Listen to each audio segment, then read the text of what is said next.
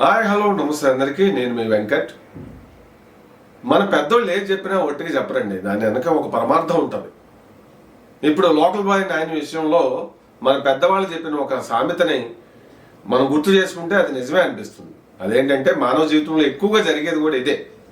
పేరు రాగానే కొంత రెవెన్యూ కళ్ళ కనపడుతూ ఉంటే ఆ వచ్చే దాంతో సంతృప్తి పడకుండా ఇంకా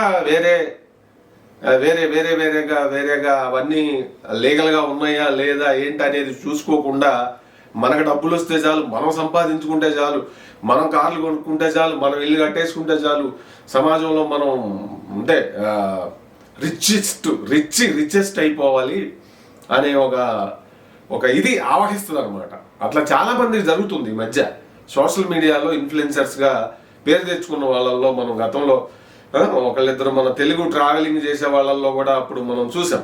వాళ్ళు మరి కొంతమంది అయితే వాళ్ళ టెలిగ్రామ్ ఛానల్లో పెట్టి ఈ లింక్ మీరు ఓపెన్ చేయండి, ఏది ఇల్లీగల్ బెట్టింగ్స్ యాప్కి సంబంధించి ఓపెన్ చేస్తే మీకు 500 మీ అకౌంట్లో పడతాయి అని చెప్పి అట్లా వాళ్ళు ప్రమోట్ చేసి వాళ్ళు కోట్లలో సంపాదించుకున్నారనే ఇది కూడా తెలియదు.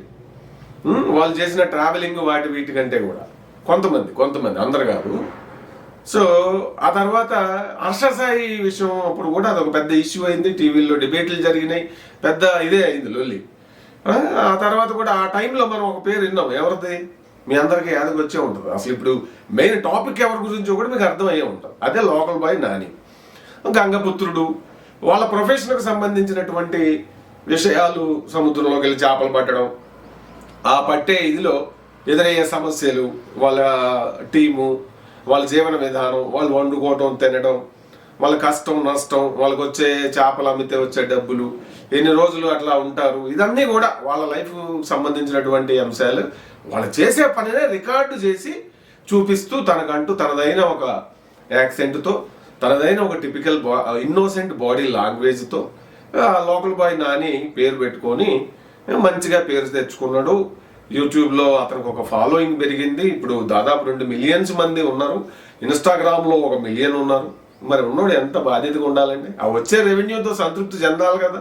ఇల్లు కట్టుకున్నాడు, అవి కొన్నాడు, MG కారు కొన్నాడు, మళ్ళీ అమ్మిండు, పెళ్లి చేసుకుంటూ సంతానం కలిగింది. ఇదంతా బాగానే ఉంది. అతని టాలెంటే, అతని కష్టార్జితం ఒప్పుకుందాం. కానీ హర్షసాయి పేరు బయటపడ్డప్పుడు లోకల్ బాయ్ నాని బాయ్ ఎందుకు పేరు పెట్టింది, హర్షసాయి పేరు ఎందుకు బయటకు వచ్చింది? బెట్టింగ్ యాప్లు చేస్తూ ఈ కోట్ల రూపాయలు illegal betting apps, note this, illegal betting apps promote చేస్తూ కోట్ల రూపాయలు సంపాదించుకుంటున్నాడు అని చెప్పి అప్పుడు ఆరోపణలు వచ్చాయి. ఇల్లీగల్ బెట్టింగ్ యాప్స్ ద్వారా ఆన్లైన్లో ఎంతమంది ప్రాణాలు పోగొట్టుకుంటున్నారో మనం అంతా చూస్తున్నాం. ఈవెన్ సాఫ్ట్వేర్ వాళ్ళు కావచ్చు. అంటే గ్రీడ్, అది దానికి ఒక ఇది ఉండదు, దానికి ఒక రెగ్యులేషన్ ఉండదు, ఏముండదు. అదంతా కూడా అక్కడ కోట్లాది రూపాయలు, లక్షలాది రూపాయలు అప్పులు చేసి మరీ కొంతమంది ఆన్లైన్ గేమింగ్లో ఆడి పోగొట్టుకుంటున్నారు, వాళ్ళు చనిపోతున్నారు, ఉరి తీసుకుంటున్నారు, కుటుంబాలు నాశనం అవుతున్నాయి. ఎన్నో ఇన్సిడెంట్లు మన తెలుగు రాష్ట్రాల్లో జరిగినాయి. చదువుతుంటే మనకు బాధ వేస్తుంది. వీళ్ళు పరోక్షంగా దానికి కారణం అవుతున్నారు కదా. మేము బాగుంటే చాలు, మాకు డబ్బులు వస్తే చాలు అని చెప్పి ఒక్కొక్కరు ఒక్కొక్క రకంగా బిహేవ్ చేయటం. సమాజం నీకు కొంత మంచి పద్ధతిలో నువ్వు కష్టపడినందుకు ఇస్తున్నప్పుడు, through your channel, your content, మంచి కంటెంట్ చేసినప్పుడు మంచిగా ఇస్తున్నారు, మీడియం చేసినప్పుడు మీడియంగా వ్యూస్ పరంగా ఇస్తున్నారు. ఇచ్చినప్పుడు దాంతో సంతృప్తి చెందాలి కదా. సామాజిక బాధ్యత, ఒక రెస్పాన్సిబిలిటీ, ఒక అకౌంటబిలిటీ ఉండాలి కదా. అట్లా కాకుండా ఎవడేమైపోతే మనకేంటి, ఎవడో ఒకటి మీద దోసేద్దాంలే, దొరికినప్పుడు వాళ్ళు మరి ధోని చేయట్లేదా, లేదంటే విరాట్ కోహ్లీ చేయట్లేదా, సినిమా వాళ్ళు చేయట్లేదా, వాళ్ళు చేస్తే లేదే, 2వ తరగతి చదువుకున్నాం నేను చేస్తే ఏంటి అనే ఒక ఉద్దేశం, ఒక మెకానిజం, ఒక పాయింట్ తయారు చేసుకొని లోకల్ బాయ్ నాని చేసింది. ఏమైంది, సజ్జనార్ గారు లాంటి వారు ఇతను చేస్తున్న ఈ బెట్టింగ్ యాప్లు ప్రమోట్ చేయటం ఇదంతా కూడా గతంలో ఆయన ట్వీట్ చేశారు. నువ్వు డబ్బు సంపాదించుకో, కానీ రైట్ వేలో సంపాదించుకో, ఇది కరెక్ట్ కాదని చెప్పి ఆయన హెచ్చరించారు కూడా. ఇదే వీడియోని ఆల్రెడీ నాన్వేషణ ప్రపంచ యాత్రికుడు మరి ఆయన చూపించడం జరిగింది. అదంతా మీరు చాలా మంది చూసి ఉంటారు. అదేంటి యాడ్ బ్రీఫ్గా చెప్పుకుంటే, వాళ్ళ ఆవిడే షాపింగ్ డబ్బులు అడుగుతుంది, ఇతను ల్యాప్టాప్ ముందేసుకొని ఒక ఆన్లైన్ బెట్టింగ్ యాప్ని చూసి ఓపెన్ చేసి అందులో డబ్బులు ఆడుతూ సంపాదిస్తున్నట్టుగా ఉంటాడు. ఇదిగో ఆ 30,000 అడిగితే 40,000 ఇస్తాడండి. మరి అంటే ఏదో ఆ యాప్ ఓపెన్ చేసి అందులో ఈయన సంపాదించినట్టుగా మనకు అర్థమవుతుంది. మరి నిజంగా అంతేనేగా. ఇక ఇట్లా యాప్లు ఓపెన్ చేసేసి వేల రూపాయలు సంపాదిస్తే అందరూ కష్టపడి పని చేయడం ఎందుకు, లేదంటే ఈ వ్యవస్థలు ఎందుకు, ఈ కంపెనీలు ఎందుకు, ఇదంతా ఎందుకు? ఇంకా ఎవరు కూడా ఒక ల్యాప్టాప్ సెల్ ఫోన్ దగ్గర పెట్టుకొని, ఆండ్రాయిడ్ సెల్ ఫోన్ దగ్గర పెట్టుకొని, మరి మన లోకల్ బాయ్ నాని లాంటి వాళ్ళు, నాని ఒక్కడే కాదు, నాని లాంటి వాళ్ళు ఇంకా ఉన్నారు. చెప్పే యాప్లన్నీ ఇల్లీగల్ బెట్టింగ్ యాప్లు ఓపెన్ చేసుకుంటూ ఉంటే వేలు లక్షలు వచ్చేస్తాయిగా. ఇదంతా ఫేక్ కదా, అది అతనికి కూడా తెలుసు. కానీ అతనికి వస్తుంది రెవెన్యూ, అతను సంపాదించుకున్నాడు. ఇప్పుడు మొత్తం ఊడ్చిపెట్టుకుపోతుంది. ఎందుకంటే ఆ యాడ్ చూసిన వాళ్ళు ఎవరైతే ఇతన్ని అంటే ఈ బెట్టింగ్ యాప్ ఆడితే డబ్బులు వచ్చేస్తాయి అన్నట్టుగా ఆ యాడ్ అది షూట్ చేసి మరీ వదిలిండు ఇన్స్టాగ్రామ్లోనూ ఎందులోనూ ఇతను. దాన్నే కరెక్ట్గా మన మరి నాన్ వేష్ చూపించడం కూడా జరిగింది. నేను వినిపిస్తా ఆడియో. నాన్ వేష్ మాట్లాడిన మాటలు మీకు వినిపించే ప్రయత్నం అయితే చేస్తాను.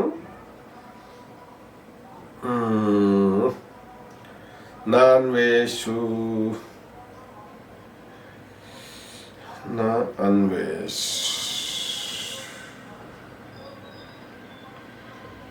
Video on local by.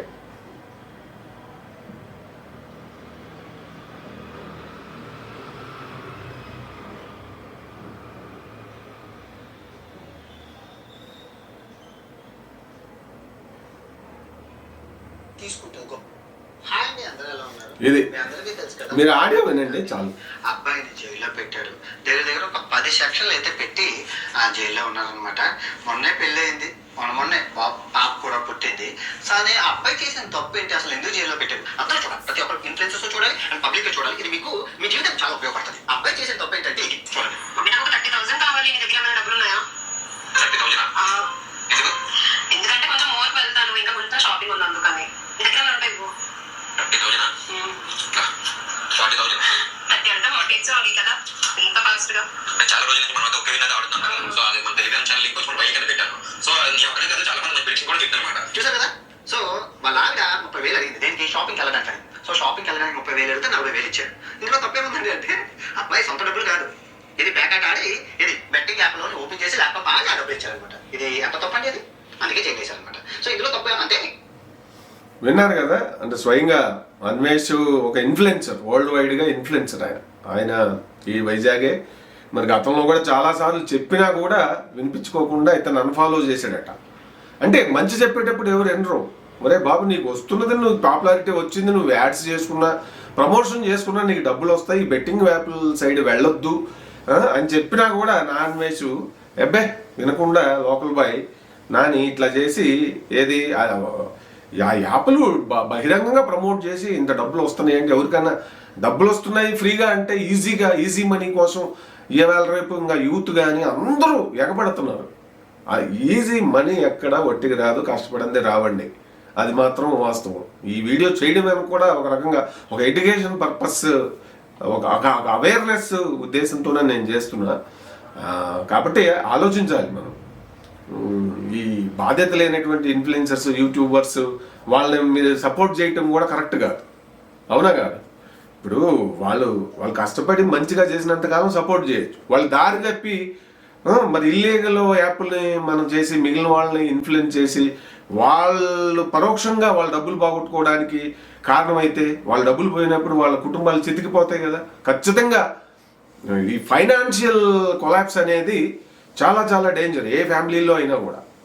కష్టపడి నెలవారీ సంపాదించుకునే వాళ్ళు ఒక 2-3 లక్షలు 4-5 లక్షలు అట్లా పోయిందంటే ఆ జీవితం వాళ్ళ కుటుంబం అంతా కూడా ఒక 5-6 ఏళ్ళు వెనకపోయినట్టే. ఎందుకంటే ఆ 5-6 లక్షల చుట్టూ చాలా ఉంటుంది వాళ్ళ జీవితం, అవునా కదా? మధ్యతరగతి, దిగువ మధ్యతరగతి కుటుంబాల్లో ఉండదా? ఏమంటారు మీరు? ఏమంటారు? నేను చెప్పింది కరెక్ట్ కాదంటారా? సో కాబట్టి ఇప్పుడు 10 ఏళ్ళు జైలు శిక్ష పడింది. ఈ జైలు కోసం వాటి కోసం ఇతను సంపాదించుకుందంతా పోద్ది. మరీ డబ్బు దురాశాపరుడు అనే ఒక స్టాంపింగ్ ఆల్రెడీ అప్పుడు బోట్లు వైజాగ్లో షిప్ యార్డ్లో అవి తగలబడ్డప్పుడు అప్పుడే పెద్ద మైనస్ వచ్చింది. మరి ఆ తర్వాత నేను కాదు అని చెప్పుకుంటే మళ్ళీ ఏదో వ్యూయర్స్ పాపం అతన్ని ఫాలో చేశారు. అయినా కూడా ఆశ ఆశకి అద్దు ఉండాలి కదా, పెద్దలు ఒట్టిగా చెప్పారా? సో మొత్తం మీద ఇది కేవలం లోకల్ బాయ్ నాని లాంటి వాడికే కాదు, ఇట్లా ఈ దురాశ పూరితం ఆశ గ్రీడ్ అనేది ఆల్వేస్ కాజెస్ ఫర్ సారో. దురాశ దుఃఖానికే చేయటండి. కాబట్టి వస్తుంది ఆల్రెడీ మంచిగా, ఆ వచ్చేదాన్ని తీసుకుంటూ ఇంకా బెటర్ కంటెంట్ ఏమైనా చేయగలిగితే ఇంకా మంచిగా వ్యూస్ వస్తే బాగానే రెవెన్యూ వస్తుంది కదా. మరి ఆ విధంగా ఆలోచన చేసుకుంటే మంచిది కదా. మరి ఇట్లా ఇల్లీగల్ యాప్స్ని ప్రమోట్ చేసి మరి వ్యూయర్స్ని ఫాలోవర్స్ని మిస్గైడ్ చేసి వాళ్ళ ఫైనాన్షియల్ కొలాప్స్ అవ్వడానికి కారణం అయ్యే వాళ్ళని సపోర్ట్ చేయడం ఎంతవరకు కరెక్ట్ అనేది మీరు కూడా ఆలోచించుకోవాలి. ఎవరైతే ఆ వీడియోలో అటువంటి వాళ్ళని షేర్ చేసి వాళ్ళకి కామెంట్లు పెట్టి లైక్లు కొట్టి మరి కష్టపడి మంచి కంటెంట్ మంచి చేసే వాళ్ళకి ఏమో పెద్దగా పట్టించుకోకుండా ఇట్లా ఉంటారు కొంతమంది అందరుగా. వాళ్ళు కూడా ఆలోచించుకొని ఇటువంటి వాళ్ళని ఏం చేయాలనేది మీరే చేయాలి. ఇది ఒక పెద్ద లెసన్గా అయితే భావించాలన్నమాట. ఏది లోకల్ బాయ్ నాని విషయంలో జరిగింది. ఇప్పుడు జైలు పాలయ్యిండు. ఇంతకాలం వాళ్ళు ఊరుకుంటారా? జైలు పాలైతే బ్యాక్గ్రౌండ్లో ఉన్నవాడు జైలు పాలైతే అదొక రకంగా వస్తుంది. మామూలు కష్టపడి ఇట్లా పైకి వచ్చిన వాడు జైలు పాలై అరే వీడు బలికి సంపాదించుకుంటారా, వీడు కోట్ల రూపాయలు సంపాదించుకున్నట్లు ఉన్నాడు అని తెలిసిన తర్వాత ఎట్టుంటది మనందరికీ తెలుసు. ఎవరు బయటికి మాట్లాడరు. కానీ ఇప్పుడు అసలు దానితోడు అసలుకే ఎసరు వచ్చే అవకాశం కూడా ఉంటుంది కదా. మొత్తం పిండి పిలిచి పిప్పి చేసే అవకాశాలు ఉంటాయి. కాబట్టి ఓవరాల్గా ఇదేం చెప్తుందయ్యా అంటే లోకల్ బాయ్ నాని దొరికితే దొంగ దొరకపోతే దొర అన్నట్టు కాదు. కానీ ఇటువంటి వాళ్ళందరూ కూడా ఇటువంటి వాళ్ళందరికీ మన తెలుగు యూట్యూబ్ సమాజంలో, ఎందుకంటే వేరే లాంగ్వేజ్ వాళ్ళు చూసినా అర్థం కాదు కాబట్టి ఆలోచించుకోవాలి. ఇకనైనా మానేయండి. ఇది సరైన పద్ధతి కాదు. మీ ఫాలోవర్స్ మిమ్మల్ని జెన్యూన్గా హెల్ప్ మీకు చేస్తున్నప్పుడు మీరు అంతే హానెస్టీగా ఉండాలి. ఉండకుండా దారి తప్పితే దురాశకి లోనైతే ఇట్లనే లోకల్ బాయ్ నానికి పట్టినటువంటి పరిస్థితే సిచ్యువేషనే మీకు కూడా పడుతుందనడంలో ఏ విధమైన డౌట్ లేదు. నాని మీద నాకు ఏ విధమైన అంటే వ్యతిరేకత కానీ ఇంకోటి లేదు. ఇది ఒక ఎడ్యుకేషన్ పర్పస్లో నేను చెప్తున్నా. నిజానికి అతను కష్టపడి వచ్చిన విధానం ఫస్ట్లో అతను ఇదంతా కూడా చూసి నేను ముచ్చటపడేవాడిని. భలేగా చేస్తున్నాడు, బాగా చేస్తున్నాడు. అతనికి ఉన్నంతలో, అతనికి తెలిసినంతలో చాలా ఇన్నోసెంట్గా ఉంటున్నాయి కొన్ని అతను ప్రజెంటేషన్స్ కానీ అవి కానీ. అతను సల్మాన్ ఖాన్ లాగా ఫీల్ అవుతూ టిపికల్ బాడీ లాంగ్వేజ్ పెడుతూ ఇదంతా కూడా నాకు ముచ్చటగా అనిపించేది. అంతవరకు ఓకే. మరి ఇప్పుడు దారి తప్పి మరి ఇంత దురాశ పడితే ఇటువంటి వాడిని ఎట్లా సపోర్ట్ చేయగలుగుతాం చెప్పండి? చేయలేం కదా, నేనైతే చేయలేను.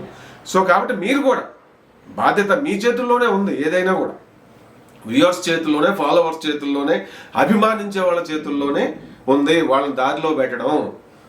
మీరు కరెక్ట్గా నువ్వు చేస్తున్న పని కరెక్ట్ కాదు నాయన మహానుభావుడా అని చెప్పి పక్కన పడేస్తే అప్పుడు రియలైజేషన్ అంటారు కదా, పశ్చాత్తాపం చెంది మరి గతంలో కూడా చాలా వీడియోలు చెప్పాడు నేను మానేస్తున్నా, ఇది ఒక బ్యాడ్ ఇది అని ఎన్నో చెప్పిండు. కానీ అది కొత్త వంకర అన్నట్లుగా డబ్బు మీద దురాశ ఈ లోకల్ బాయ్ నానిని అది ఇట్లా తయారు చేసింది.